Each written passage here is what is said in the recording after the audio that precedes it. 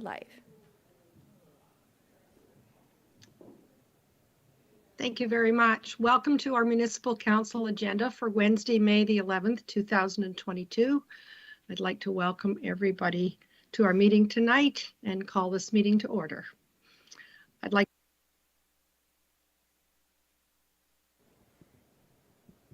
Are there any declarations of interest at this time? I'm not seeing any. I will move to our land acknowledgement statement. The town of East Gwillimbury recognizes and acknowledges the lands originally used and occupied by the First Peoples of the Williams Treaty First Nations and other Indigenous peoples. And on behalf of Council, I thank them for sharing this land. We also acknowledge the Chippewas of Georgina Island First Nation as our closest First Nation community and recognize the unique relationship the Chippewas have with the lands and the waters of this territory. They are the water protectors and environmental stewards of these lands, and we join them in these responsibilities. Item D on our agenda is deputations, and we have none at this time. I'm going to move to item E, and that's our statutory public meeting for this evening. This evening, we are conducting the East Gwillimbury Official Plan Review Public Meeting. Town-initiated official plan amendment file number OPA 22.02. And at this time, procedural comments by myself. I'll now read the statutory public planning meeting statement. This portion of the council meeting is a statutory public meeting under the Municipal Act and Planning Act. The purpose of this public meeting is to inform the public and obtain public input on planning applications received by the town prior to a full technical analysis being conducted by our staff. No decision to approve or refuse an application will be made here tonight. There will be presentations from both town planning staff and applicants related to the development applications. Following these presentations, members of the public will be invited to offer their comments or concerns respecting the proposals. Submissions can also be made in writing. I will then ask either staff or applicant to respond to questions and related to the applications. Once we have heard from members of the public, I will ask members of council if they have any questions or comments.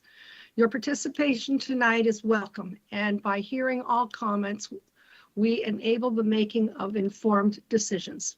It should be noted that a comprehensive report will be prepared by staff and presented to a future council meeting, assessing the merits of the application before us and providing council with a recommendation on whether the proposal should be approved, modified, or refused.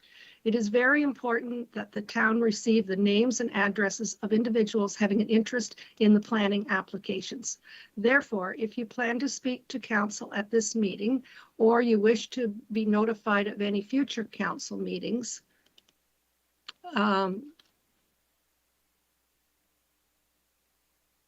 concerning the application being considered, you must provide your contact information to the clerk.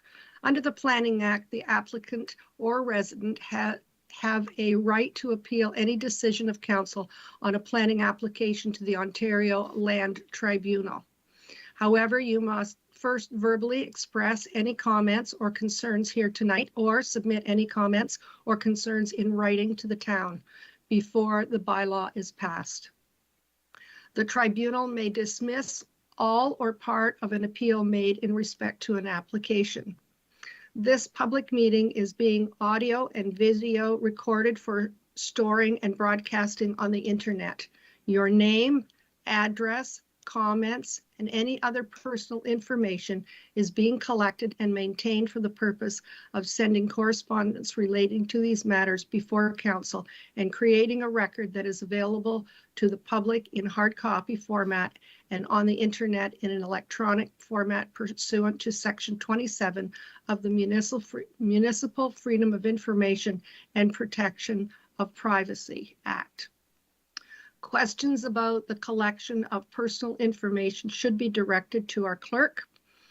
And at this time, I will now call upon our CAO, Webster, who will share further remarks. Thank you, Madam Mayor. It was a little bit broken up, the presentation, so I don't know if it's my internet feed, but please let me know if it's my internet feed that's not working well.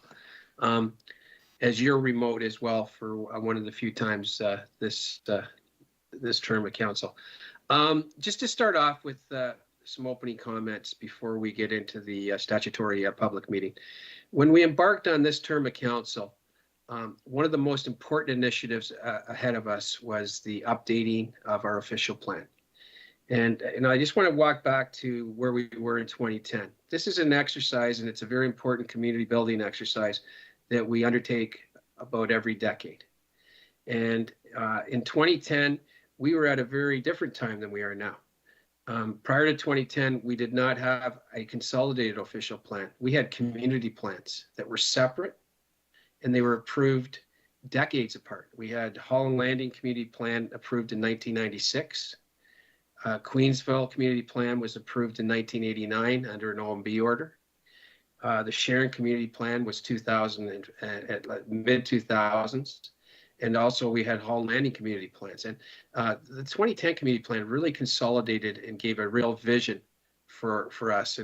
And to council's credit at the time, we took our time, we had great consultation, and we set a lot of bars very high. The notion that a highway could get built and extended, that a major sewage infrastructure system could get built and supplied by York Region, that we could undertake a major road reconstruction and bridge reconstruction and wonderful trail system, all to have. And we sit now a decade later, and we have a community that's growing. Our employment lands are now open, and we've attracted our first major employment proposal, with more to come on that. And so we've done a lot in the last decade. And tonight's message is really about, there's no decisions to be made tonight. This has been a very long and consultative process.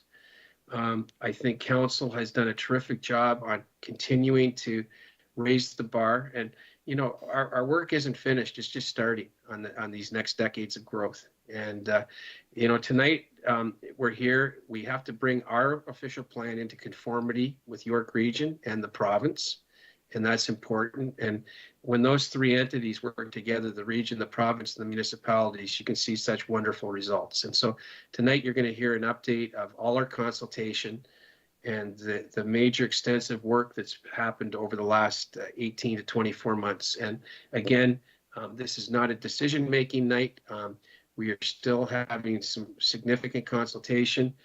I'll just remind folks that we have two opportunities. We have this Saturday, the opening of our operations center, and we're hoping to get major community attendance, and we're going to be profiling the official plan at that as one of our key community projects. And we also have a community open house plan for May 26th at the Civic Center, where council and staff will be present to again profile some of our major projects, and of which the official plan is going to be one of the key ones. So on that note, Madam Mayor, I'm going to pass it over to Deputy Valchich, who's helped lead this initiative.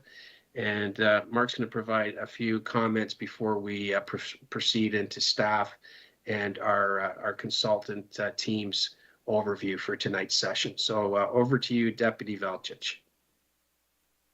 Thank you, Mr. Webster, and Madam Mayor, through you, and good evening, and to you and council and members of the public. What really became clear as we were preparing for this evening's meeting, and it sort of picks up on a comment that our CAO mentioned, is the extensive process that we've been through over the last 21 months to get to today. So there's been a tremendous amount of public engagement, input, comments, consultation, and as Mr. Webster said, that process continues this evening and then over the next handful of weeks until we are hoping to come back to council in the latter part of June with a draft for your consideration and ideally approval at that time. I also want to mention that we've got a complementary process that's taking place as well, with a working team that's been assembled and is working concurrently on a whole variety of master plans that will support this official plan. And so you will certainly hear more about that as this presentation goes on this evening. And I want to recognize our planning team for the amazing amount of work that they've done to date to incorporate all of the input that they've heard to bring back a draft for this statutory public meeting this evening. And certainly they've been supported by our primary consultant, Ron Palmer. And in particular, I really want to recognize Adam Robb, our interim director of planning, who's really been the primary point person and has been really outstanding in not only sort of helping to sort of coordinate the process, but I sat through a number of the sessions that Mr. Robb and Mr. Palmer had with our advisory committees, and Adam did a great job in sort of customizing those presentations so that we could sort of make sure we got the very best feedback and shared the very best information we could with the variety of stakeholders. So really wanted to make sure that was acknowledged. And at this point, I will turn it over to our interim general manager, Lawrence Cook. Thank you, Mark, and good evening, Madam Mayor, members of council, and those that are watching in attendance. Tonight, as you heard, we are going to get an update from staff and the town's consultants on the draft number 2 on the official plan. We will guide you through the extensive public consult outreach we have taken and what we've heard and where we're going to go from here tonight. You will get a better understanding of the key revisions that were made since the first draft. Staff will also introduce a draft urban design manual that works complementary as a reference document to the official plans with regards to design standards for the town. We're, like you heard from Tom and Mark, we are still here to listen and to obtain feedback, because refinements to the draft official plans can still be made prior to the finalization before we adopt the document in front of council. And with that said, I would like to introduce Adam Robb, the Acting Director of Planning, to begin the presentation tonight. Adam? Thank you, Lawrence, and good evening, Madam Mayor, members of council, and members of the public. I'll just wait for the slides to come up here. Thank you, clerks. So as mentioned, the purpose of tonight's public meeting is to continue to hear from the public as we work towards preparing a finalized version of the updated official plan for adoption. Again, no decision is being made here tonight, and these coming slides will provide an overview of the extensive engagement undertaken to date, as well as a summary of the key updates that have been made since the first release of the draft. Next slide, please. So in updating the town's official plan, we are ensuring a coordinated and effective approach to long-term planning to the horizon year of 2051. The official plan, as a parent document, will inform the development of the town's other master plans and strategies to enable comprehensive and coordinated planning across all of our service areas and to ensure effective infrastructure delivery over the long term. And as mentioned by Mark, a working group has also been established since the onset of the official plan review to ensure high levels of effective coordination throughout the entirety of the project and across multiple departments. Next slide, please. The visual shown on this slide illustrates the project's timeline, with the official plan review commencing in 2020, and public engagement really has been rooted in all aspects and phases of the work right since day one. Since the project's commencement, there have been hundreds of discussions to inform the development of the updated official plan, and a detailed summary of the engagement pursued over these past roughly 2 years is also provided in the corresponding memo here tonight. The project has evolved from the initial phase 1 visioning and background research in late 2020 to the phase 2 discussion papers and land needs assessment evaluation to now be in the third and final phase, this being the actual preparation of the draft document itself and finalization of the plan for council's ultimate adoption then forwarding to the region as our approval authority. Next slide, please. So on top of the extensive engagement leading to the preparation of the first draft over these roughly 2 years, there's also been even more engagement pursued since the actual release of this first draft document this past February. All the engagement that has occurred since the release of the first draft is listed here on this slide.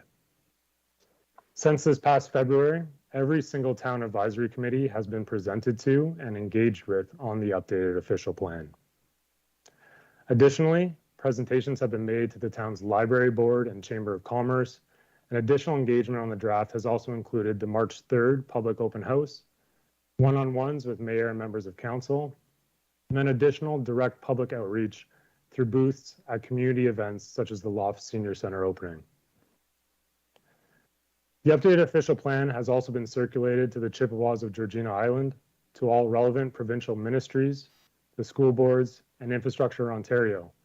And staff have also engaged with and been working collaboratively with the Conservation Authority and York Region to receive and incorporate comments prior to our ultimate adoption. Additional non-statutory engagement, as also mentioned by Tom, is planned through the balance of May and into June, which will include community booths at the Ops Center opening, our Farmers Market grand opening, and the Community Town Hall. Next slide, please. So what have we heard? Due to our extensive engagement and listening and responding to comments that have been raised throughout the duration of the project, the draft updated official plan has largely received positive feedback. There's support for the maximum 4-story height in the village core with performance standards to be met for any increases, the flexibility for innovative sustainable servicing, and the enhanced recognition for the employment lands along the Bradford Bypass corridor to provide a population to employment ratio of 1 job for every 2 residents in town. There's also support for the draft urban design manual, again, as a non-statutory complementary reference document for best practices in urban design and site planning, which will again be overviewed further on in this presentation as well. Staff have also followed up on Council's request to expand the GO MTSA boundary, and we continue to work with the region in this regard to implement this prior to the finalization and adoption of our plan. The town advisory committees have also been extremely valuable in providing language to be included in our updated official plan, such as around themes of universal design, accessibility, Indigenous reconciliation. And then our schedules and policies have also been reviewed and evaluated by them to ensure clarity. A comprehensive overview of the key updates made since the release of the first draft will be provided in the coming slides, but I also just here on this slide want to recognize the support that has been received for the successful community policy structure that has been integrated within our updated official plan. As shown on the right there, a successful community incorporates 5 key supporting pillars, these being sustainability, financial responsibility, high quality urban design, healthy, and then complete communities. And together, these establish the policy framework to guide growth in a responsible, effective, and proactive manner to 2051. Further, staff, again, will be reviewing and evaluating and incorporating the comments received at today's public meeting as an iterative process to finalization. Based on the preliminary review of some of the written comments that were provided here in advance, the majority largely reflects site-specific process clarifications or technical and minor administrative adjustments that can certainly be updated as part of the finalization process without changing the overall intent or vision of the document here today. So with that, I will now turn it over to our consultant, Ron Palmer, to go through the policies and key updates of our updated official plan further. Thank you very much, Adam. Great introduction. Just as I begin on the next slide, it's very apparent that we have been listening, we continue to listen, and it's very important to know that this is still a work in progress, that we are still receiving comments and making adjustments as we go through this planning process. A process that has been really valuable in understanding the needs and desires of East Gwillimbury residents and other stakeholders. And it's been a wonderful experience to work with council and with your staff to get to where we are today. Again, not finished, but getting closer. The official plan itself is divided into 6 chapters. This is fairly typical of an official plan. At the beginning, the purpose, vision, and guiding principles. The purpose part is really a discussion about how the plan works, but a lot of the vision and guiding principles come from the consultation process that we had way back at the beginning of this project back in 2020. Growth management is an important section. The growth plan for the Greater Golden Horseshoe, as well as the York Region Municipal Comprehensive Review, need to be recognized and implemented in this plan, and the growth management section is the fundamental element of explaining how that works and incorporating the growth projections that are out there for you. In Chapter 3, it's a host of aspirational policies that apply town-wide under the various topics that we developed originally with our consultation process with the public. And then we get in Chapter 4 into the land use policies for the various urban development areas within East Gwillimbury, which is quite varied, as everyone will know, as well as into the rural agricultural area and talking about the natural heritage system. Chapter 5, we talk about sustainable infrastructure, and these are really a link to the ongoing master plans for both transportation, water, wastewater, and stormwater management. They include also some provincial requirements related to wellhead protection and source water protection and energy production. The plan concludes with a section on implementation and interpretation. This is an empowering section to talk about how things will proceed in the future, how you can access the various tools of the Planning Act to help you manage change over time. Of course, the plan comes with a series of schedules and appendices that are intended as key elements of the official plan to help explain geographically what's happening and where it's happening. Next slide. As I mentioned, the vision statement was really put together through the consultation exercise way at the beginning of this work. It hasn't changed much for the last year, although it took some time to get the concepts and ideas from the various stakeholders into one place. I'm not going to read it for you, but it covers a lot of ground, and it utilizes phrases, planning concepts, and phrases that are really important as we work through an official plan here in East Gwillimbury. It works with provincial definitions as well as local application of those definitions. We do talk about a host of principles that support the various elements of this vision statement. And the idea is that the vision statement is overarching. The principles are statements about how the vision will be achieved over time. And then there's a link from the vision and principles straight into the policy framework that follows. Next slide. In terms of growth management, and as I said, this is a very important section that really sets the stage for how much growth East Gwillimbury can anticipate to the year 2051. That is the number, the planning horizon that we have been given through the growth plan and the region's municipal comprehensive review.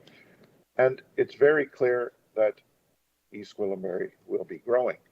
127,600 people and 43,800 jobs is a significant city in the context of Ontario, and planning needs to ensure that that growth is properly managed over time.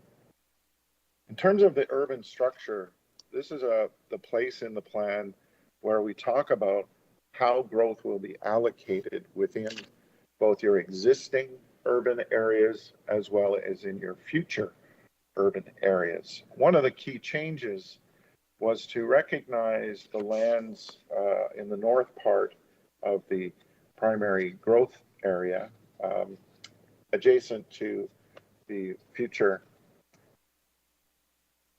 Bradford bypass as an opportunity for future employment lands. We know that having land available for employment generating land uses is really important, particularly as East Gwillimbury grows primarily residentially, and we're looking for opportunities for the employment to catch up over time to achieve the desired ratio of 2 people for every job.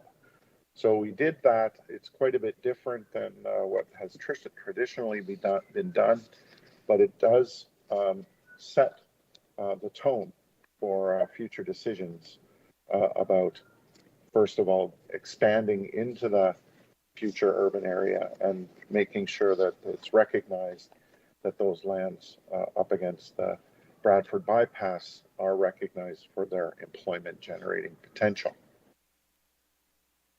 This section also talks about density, about intensification targets, and about phasing. These are all very important elements of the plan. As infrastructure becomes available, as development pressures mount, it's really important to have a structure through which decisions about growth can be made. So very importantly, new greenfield developments have a minimum density requirement. There's a minimum requirement for how much of your growth will be achieved through intensification. And again, as I mentioned, phasing, which is really linked to the provision of municipal service infrastructure. Next slide, please. A little bit more detail on the growth side of things. Generally, East Gwillimbury can be looked at as the central growth area that includes Holland Landing and Queensville and Sharon, and as well as Green Lane. It is expected to accommodate the bulk of the growth, up to over 40,000 jobs and over 113,000 people by 2051. Mount Albert also has some growth potential, much more modest, but it's still significant. 8,000 people by 2051, 2,000 jobs. The rural area, which we can't forget about, does accommodate population today, and it will continue to evolve and accommodate people into the future. We're looking at a population of about 6,000 people and about 1,000 jobs in the rural area of the community. As I mentioned, up there at the north end, we're looking at outside of the areas that are being designated in this plan for growth to 2051, some of the future urban lands will be identified as future urban employment lands. Next slide. Many of you will be aware that at the beginning of this process, there was a lot of conversation, a lot of discussion with the region of York about how East Gwillimbury will grow to its potential and utilizing both existing development areas that had already been planned and including some of what was called the White Belt. What has transpired through that process is that we are showing approximately 70% of the former White Belt is now planned for future urban development. There are still some areas that are not included for urban development. Those are identified as areas left in white, which will be called future urban area. And then the areas that are the black hatch that I've been talking about, which are the future urban employment areas. So this plan is a state along the journey to the build out of the central growth area within East Gwillimbury. To 2051, approximately 70% of the white belt is required. And that also means the building out of existing approvals within all of the urban communities, including Mount Albert, that have existing approvals for development. So it's a significant change, and it is an approach to comprehensive planning that we hope will put the community in a good position to do good growth management over the coming years. Next slide, please. As I mentioned, we have a section that we call Building a Successful Community. These are overarching aspirational policies that talk about some of the key elements that are identified in the principles section. These are typically policies that apply town-wide and are focused on the key elements of the principles. A successful community is, a complete community is, excuse me. A complete community is very important because that talks about range and mix of housing, including affordable housing, and how different uses, not just residential uses, are interspersed to help make East Gwillimbury a community of 15-minute neighborhoods. That means within a 15-minute walk, residents can access community facilities, retail and service commercial uses, parks and recreational facilities, so that they don't have to drive everywhere to access those facilities. Viable and financially responsible is a very important element, and that's about enhancing the economy and making smart decisions about spending tax dollars and development charge dollars on infrastructure and placement. It's a very important message. East Gwillimbury has been very careful and done a very good job being viable and financially responsible, and it's important that that continue into the future. Next slide.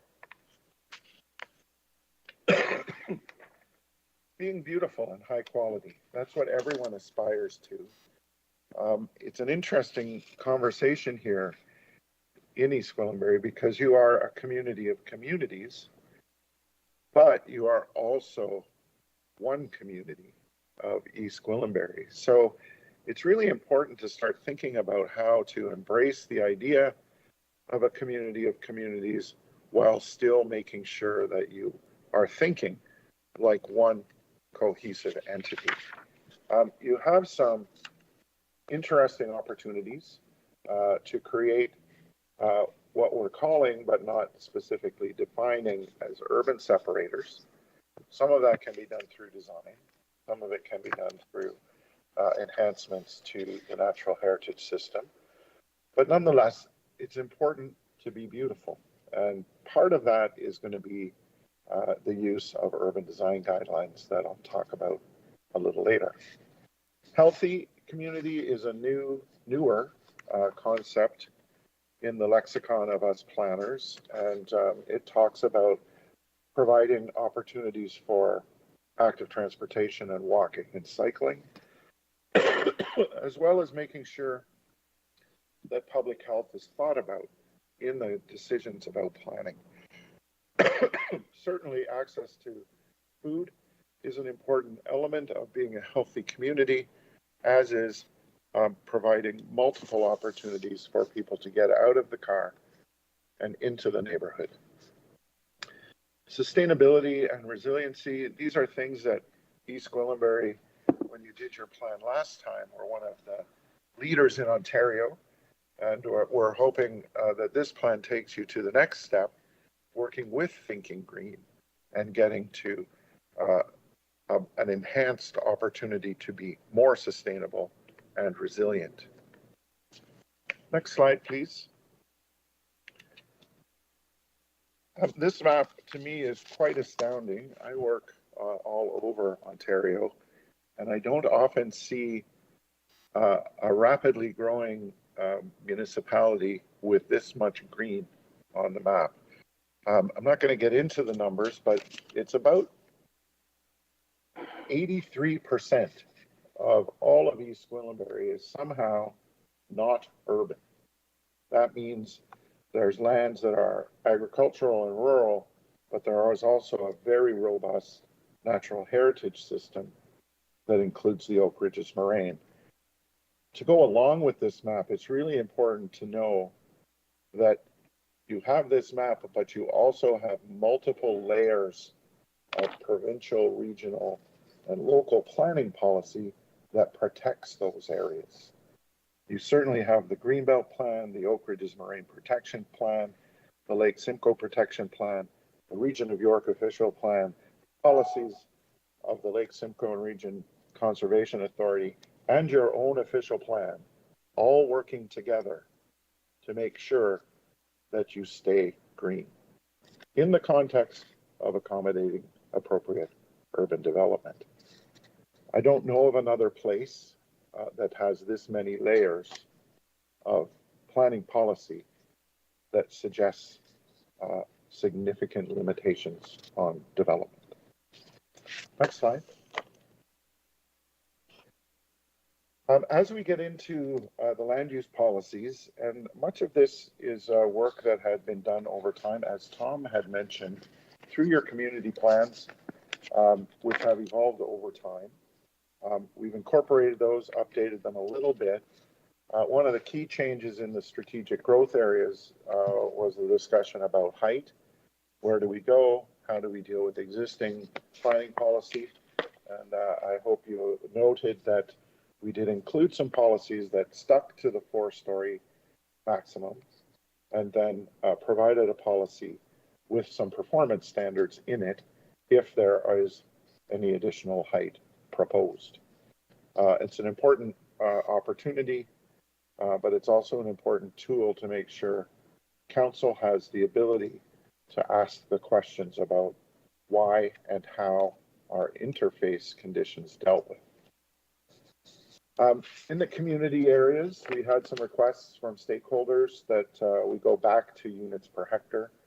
It's something that has worked in this community, so why change it? So we did have a look, and we went back to the traditional approach in the official plan. And in the employment areas, we do have 2 employment designations, general employment and prestige employment. The difference is general employment is more industrial type of development. Prestige is intended to be a better looking, probably a business park, some office development included.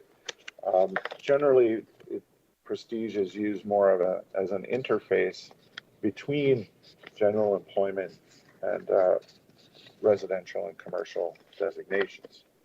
The change that I've made in this draft was we had public education and health care facility identified. This is the site that has been designated in the Queensville Secondary Plan for quite some time as the post-secondary educational designation. We're trying to broaden the opportunity on this site. It's also specifically not public. It could be private education or private healthcare facility. But we're hoping that it's a site that could be used as an attractor of some significant institutional use at some point in the future as East Gwillimbury grows and demands their own facilities of that nature. The natural heritage system, again, it's a new approach in this official plan. And it does recognize all of those layers that I mentioned before from all of those different jurisdictional documents. And in addition, we've reinstated the environmental corridors back onto Schedule 4 as aspirational elements and opportunities for environmental enhancement of your natural heritage system. Next slide, please. The rural agricultural area, there were some significant changes to the policy framework between Draft 1 and Draft 2. there was a decision to add some more policy to provide a little more direction and a better framework to manage opportunities in the rural agricultural area. Keeping in mind, however, that both the Greenbelt Plan and the Oak Ridges Mine Protection Plan also have significant policy frameworks that continue to apply in East Gwillimbury. Your official plan includes a whole host of land use specific policies that have been included in your official plan in a number of places, but mostly in this section, that deal with very specific official plan amendments that have happened over time. All of those site-specific policies have been carried forward into the new official plan, and a new map has been prepared to ensure everyone knows where they are, and then can link them back to the text so they know what the site-specific policy is. That continues with special provisions and exceptions, which are similar, but they tend to be even more site-specific, property-specific types of amendments. All of them have been carried forward into the new plan. Next slide. We continue to work on the schedules. The goal is to get them correct and reflective of things that have happened over time. We have identified Doan Road and Highway 404 interchange on the maps, and we've identified the Bradford bypass on all of the schedules. We did include the population identification chart that I showed you a little bit earlier on the map for when we talk about the central growth area and Mount Albert. We've delineated the major transit station area boundaries. That's very important. There's a different kind of policy regime coming for your major transit station areas, including significant aspirations for density and mixture of uses, and potential opportunities for other planning tools like inclusionary zoning and community development permit systems. And we've consolidated Schedule 6 with all of those area-specific exceptions and specific policies. And it really is looking at just a slight update to your current official plan schedule. Next slide, please. Certainly, the way we've been handling the expansion of the 70% of your white belt is that will be dealt with in one comprehensive secondary plan. That's important to do really good transportation and service infrastructure planning for the entire area at the same time, and to make sure that opportunities for connectivity are considered and incorporated into that plan. The division of the secondary plan will come through another layer of planning that has more detail, and that will those are called community design plans, and that is the tool that will be used to manage phasing and the pace of growth as necessary in the central growth area. It's an important concept to make sure that planning approvals go forward and the municipality remains in charge of the pace of growth in individual development areas. Next slide. As I mentioned, the community plans, they have not changed dramatically, although we have been doing some tweaking to these maps to make sure they're up to date and have recognized any changes that have been made since the last official plan. So we continue to tweak the plans all the time, getting them more and more up to date with what's been happening. Again, there's a couple of minor adjustments. The key one is that education healthcare facility changing from the post-secondary up in the north part of Queensville. Next slide.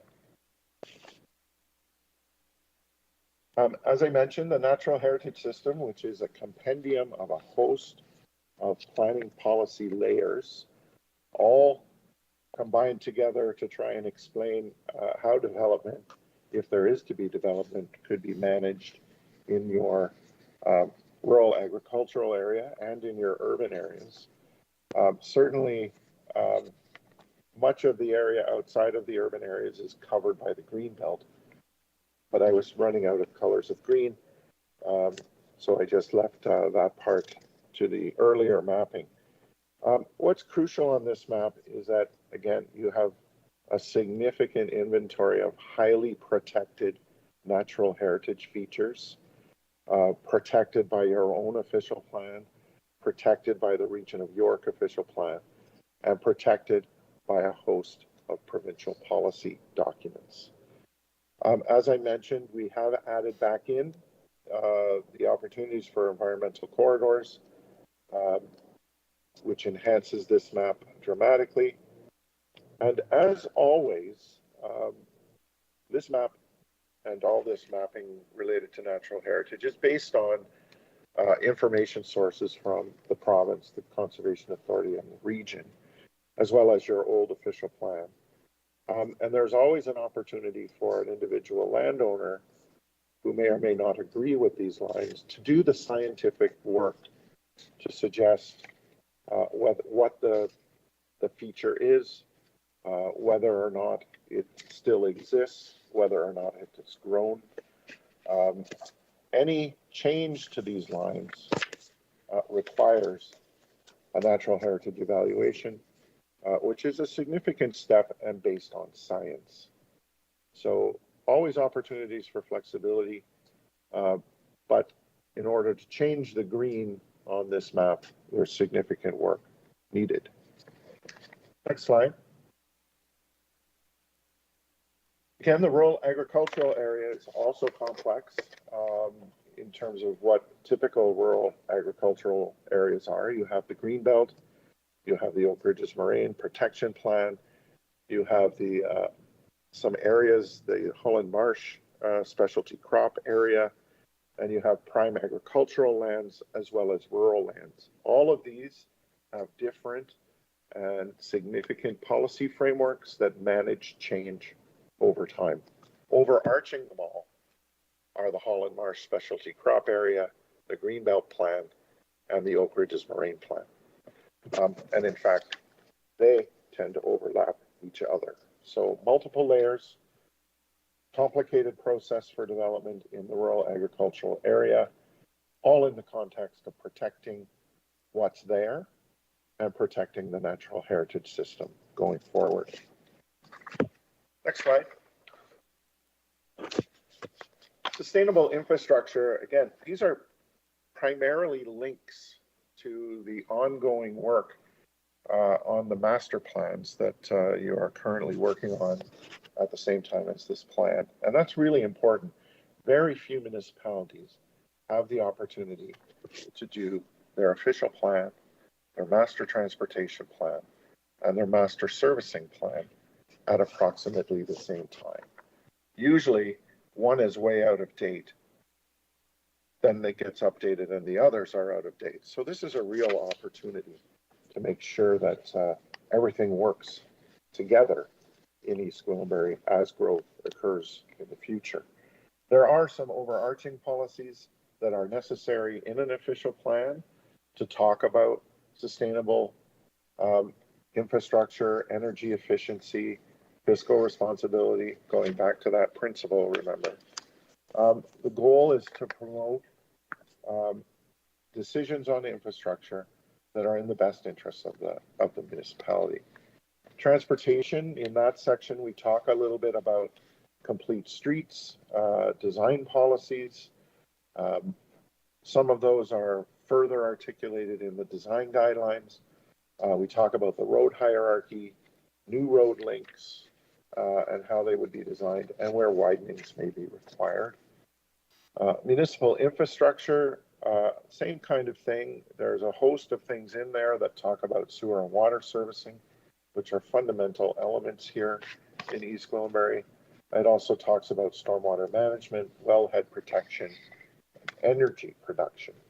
One of the things that we added, keeping in mind the East Gwillimbury context, is some policy that gives the municipality some flexibility to consider innovative and sustainable private servicing solutions. The big solution is coming, but in the interim, there may be opportunities for appropriate development that may use innovative private servicing solutions, and you should have the opportunity to consider those.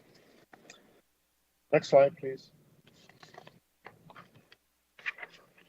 This is your active transportation, parks, and community facilities map. It looks very complicated. This is really a carryover from your existing official plan. It will be updated through the secondary plan for all of those lands within the White Belt that have been designated for future growth, as well as any other new trail network connections or park system elements that you will be adding as you continue to grow in the future. Next slide, please. This is probably the simplest map. It's quite simply the road network. It talks about the primary road network collectors, as well as regional roads and arterials, and shows Highway 404 and the Bradford Bypass. It sets the stage for the grid that you have today. Local roads are typically not shown at this scale or identified. However, the local road pattern is generally included here just for information purposes. The key is those big roads, the collectors, the arterials and regional roads, and the highway system. Next slide. Implementation and interpretation. Again, implementation talks about how to amend this official plan, the relationship of this official plan with the zoning bylaw, and it describes a number of Planning Act tools that you are able to use to help you make decisions about growth. Some of them here, subdivision opportunities, how the Committee of Adjustment might work, holding zone bylaws, parkland dedication, interim control bylaws, and so on.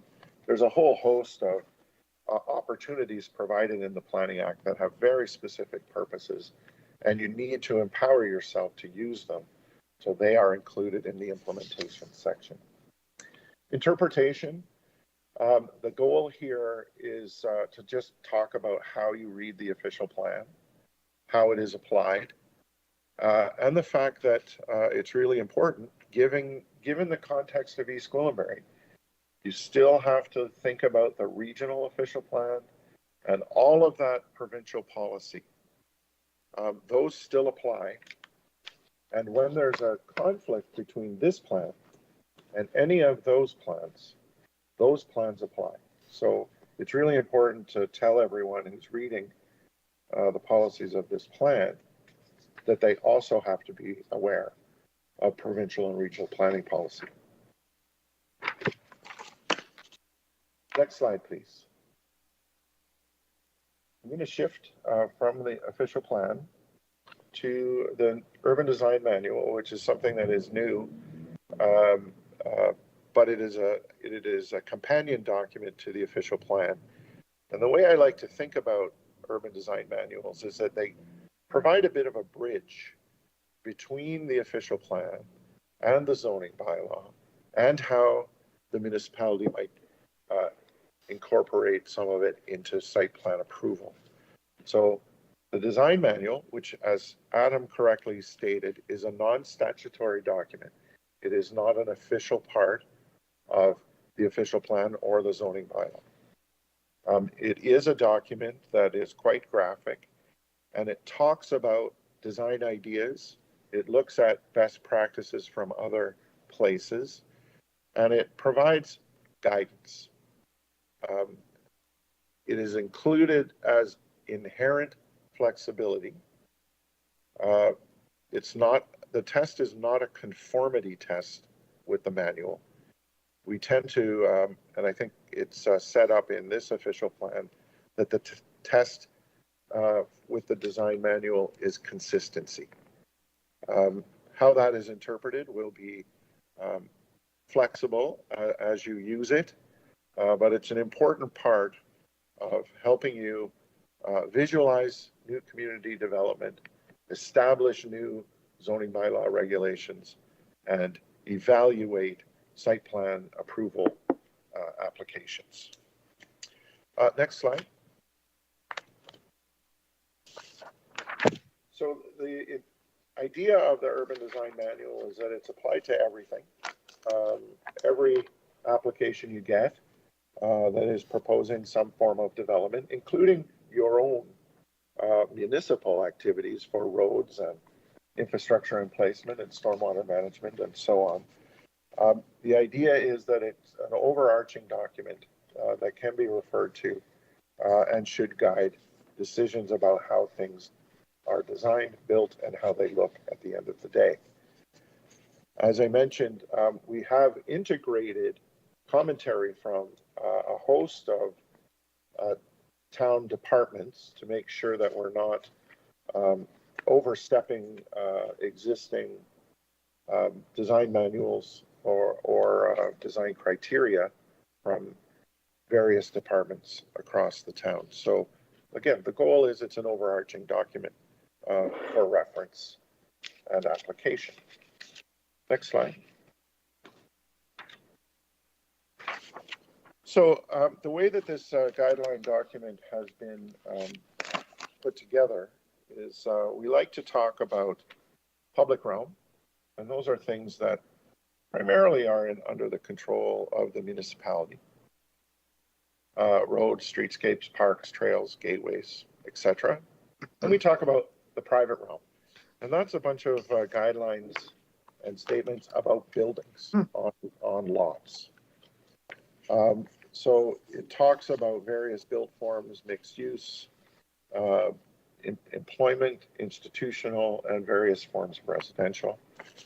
And then at the end, we start talking about sustainable infrastructure and buildings. And this is a companion to Thinking Green. It doesn't replace Thinking Green, but it's intended to work with Thinking Green. Next slide. A quick discussion about the kinds of things that are in the public realm conversation. It's the idea, going back to the policy of a 15-minute community. There are some ideas about how that can be achieved. Certainly we talk about road and block patterns for future development areas, emphasizing connectivity, walkability. We do include road profiles, how the right-of-way is divided to ensure that there's room for cars, rooms for trees, room for bikes, rooms for pedestrians. And again, some ideas about green infrastructure like bioswales, groundwater infiltration, and so on. Next slide. Again, just carrying on, some ideas about park design, stormwater management design, furniture, and how all of these things fit together, really to make East Gwillimbury a wonderful place to live and to invest in over time. Next slide. Getting into the private realm, we do talk about site layout and placement of buildings on a lot, how to deal with infill development, encouraging compatible design. One of the key elements of this plan is the promotion of the concept of compatible design. So that's carried through into the design manual. Part of compatible design is about transition and sensitive integration. And we go through a host of residential building typologies, right from single detached through townhouse, through mid-rise and high-rise apartments, buildings. Next slide, please. We don't want to forget about institutional development and employment area development.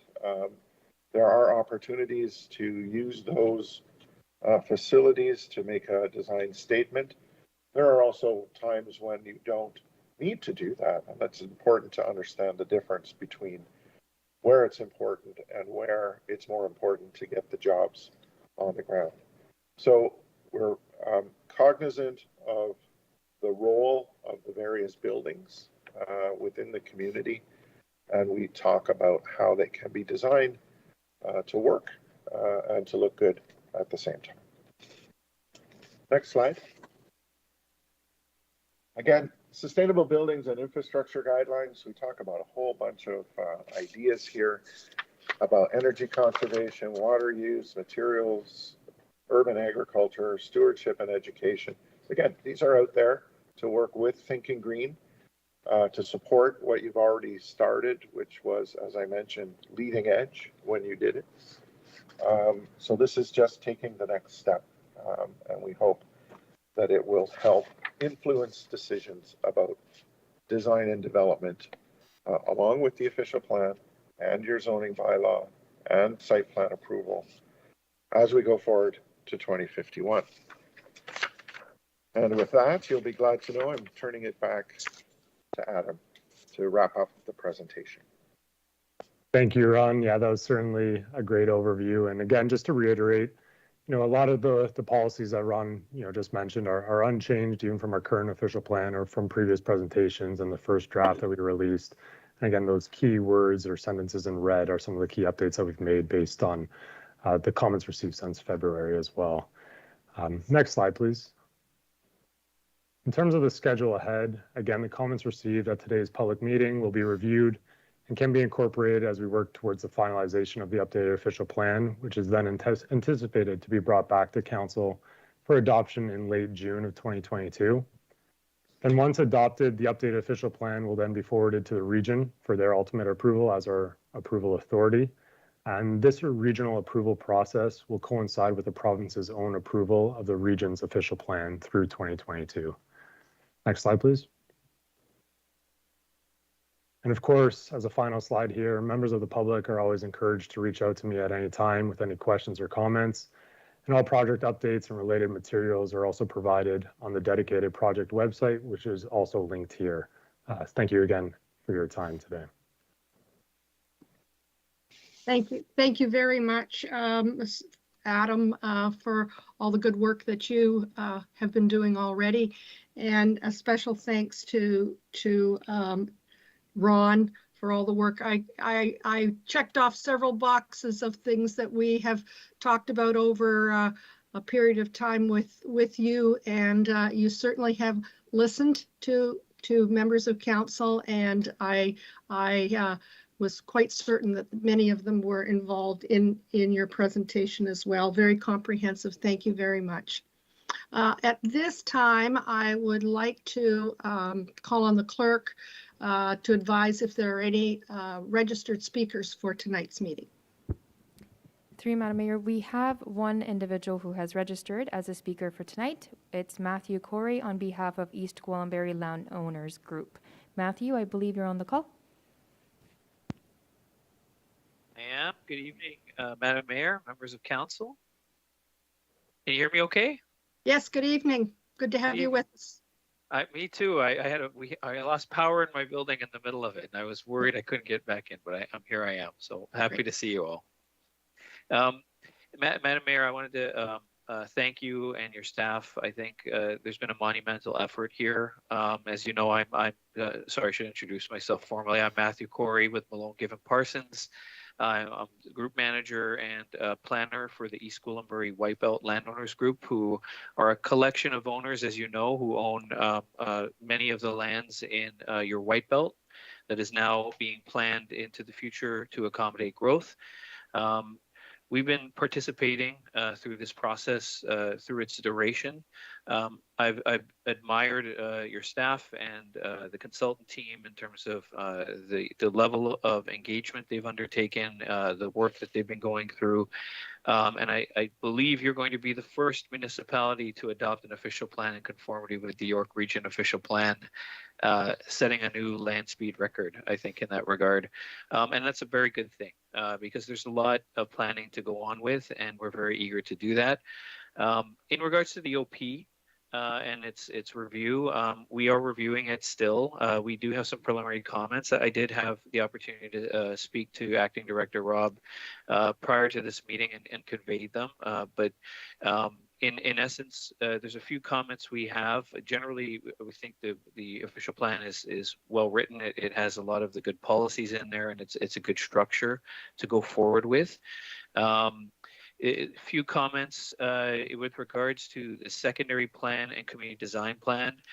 Very happy to know, and I think it is appropriate to have one comprehensive secondary plan for the whole White Belt to make sure it's planned together, and that process goes forward at once, so that the entire consideration of how development can occur and how it integrates with the existing communities can be considered.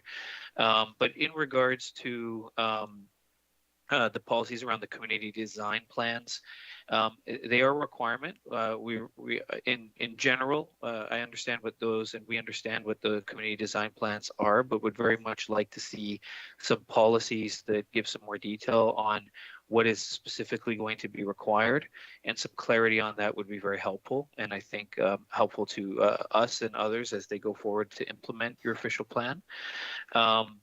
In addition, with regards to the phasing policies, we're very strongly supportive of the approach being taken in the official plan that East Gwillimbury is tying development approvals to the availability of servicing and transportation system capacity.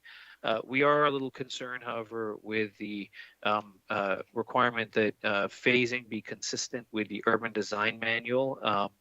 And I should mention that we're still in the process of reviewing the urban design manual. And as soon as we have finished that review, it's something we would obviously want to provide some additional comment on. And perhaps through that discussion, we can get a better understanding of how it will be implemented. In terms of affordable housing, it's a big goal. It's a big priority for the municipality. Certainly, all of our landowners would like to be partners in that and to help find solutions for affordable housing as we move forward. We're obviously in a huge affordability crisis in your town, in this region, in this province, and in this country. And there's challenges with that. One of the things that I appreciate in the policies is the differentiation between what I would call attainable housing, being the housing that is more affordable for home purchasers that developers can deliver, versus, let's say, subsidized and assisted housing, which I think is more in the purview of the municipality, the region, public agencies to deliver. We very much would like to continue to see a policy differentiation there, and understanding that affordability has a spectrum. And, there's an opportunity to deliver some of the more affordable types of housing in that spectrum. Certainly the more higher density units, or the especially secondary suites and other missing middle type development that really can meet that affordable housing requirement, in addition to any programs the region and the municipality are doing in terms of assisted or subsidized housing. And then, lastly, Madam Mayor, there were some, I just wanted to note that there were a number of comments that we had that your staff and the consult team have addressed, and really appreciate that. Very clear, as Mr. Palmer said, that they are listening, and that's always a great thing when it's a thoughtful process that engages, and I believe that is the case here. And then lastly, yes, we are still reviewing the urban design manual, and we'll have some additional comments on that as well. So with that, Madam Mayor, thank you. Thank you for the opportunity to provide comment, and really rooting you on to get this done by June, and happy to be part of the process. Thank you very much, Mr. Corey. Good to have you with us tonight. Are there any other speakers at this time? Through you, Madam Mayor, we do not have any additional registered speaker for tonight's meeting. Thank you very much. With that, I will move along in our agenda. At this point, be it resolved that Development Services Planning Branch presentation entitled Official Plan Review be received, and that Development Services Planning Branch memorandum dated May 11th, 2022, entitled East Gwillimbury Official Plan Review Public Meeting, Town Initiated Official Plan Amendment be received, and that the written and verbal comments made during the statutory public meeting regarding the official plan review be received, and that comments presented at the statutory public meeting be addressed by Development Services Planning Branch in a comprehensive report to a future council meeting. Could I have a mover and a seconder, please? I have a hand up. Councillor Roy DiClemente, you had a question? Thank you, Madam Mayor. I did have a question. I didn't know if members of council had any questions for staff based on these new drafts. I certainly did. I'm happy to take them offline with staff, but I felt that maybe there were others at this meeting who had questions as well. So I just thought I would, before we receive and move forward. Thank you. I wasn't sure whether it was an evening for council to listen or an evening to council to have input as well. And you've opened that door, so certainly go ahead with your question. Thank you. Through you, Madam Mayor, to Mr. Palmer. I'm just looking at some of the way that the population versus job numbers are starting to fall out. I realize that we require the remainder of the White Belt lands in order to meet our long-term goal of one job for every 2 residents. But when I look at, for example, the rural growth or the community of Mount Albert, I'm still seeing a discrepancy, and those areas don't require White Belt lands to be able to hit those targets. I'm just wondering how we're going to be reconciling that going forward. Mr. Palmer? Through you, Madam Mayor, there are no White Belt lands in the rural area or in Mount Albert, so the only White Belt lands are in the central growth area.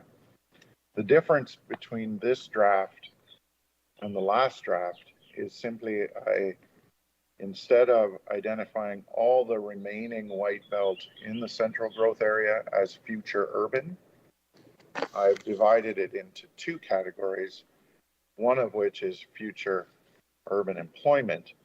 And that is really a marker for the town and for the landowners to say that the aspiration for those lands at some point in the future is for employment generating land uses.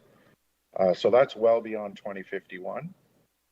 We do have to do we have to have a designation for the remaining White Belt within the central growth area.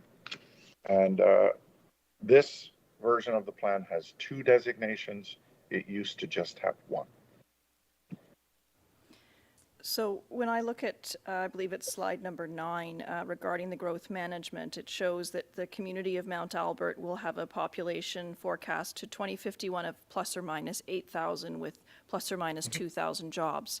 That does not meet the 2-to-1 ratio, nor do the numbers for the rural area also meet that 2-to-1. So while we would ultimately see more jobs within the central growth area that would take us to that 2-to-1 ratio, we're not seeing that 2-to-1 ratio in those 2 other areas. Oh no, and that is not the intent of the ratio. And when you read the growth plan, the 2-to-1 ratio is an aspirational number, and it's a useful number to have out there generally.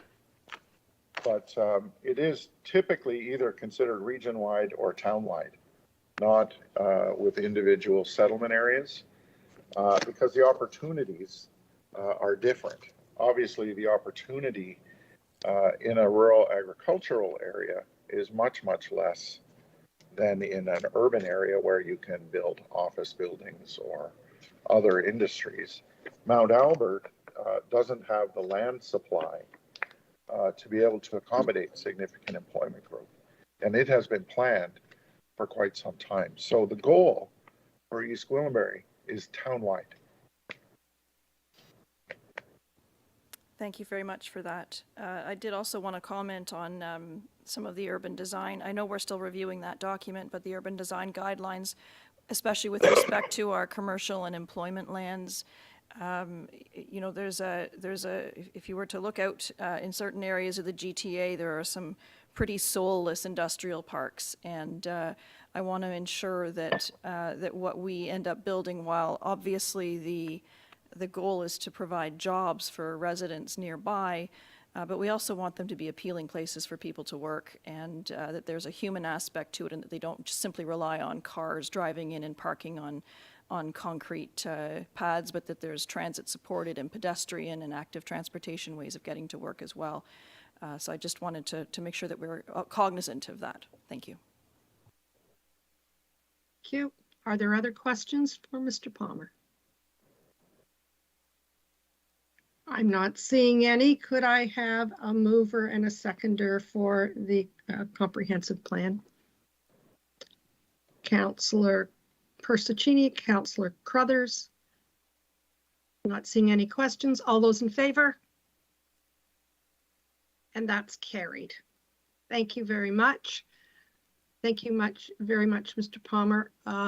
Item F is a bylaw to confirm the proceedings of our special meeting tonight. Could I have a mover and a seconder, please? Councillor Morton, Councillor Crone, all those in favor? And that is carried. And with that, I will thank everyone. Tonight, I know that there was a lot of work put into the presentations, and we do appreciate it.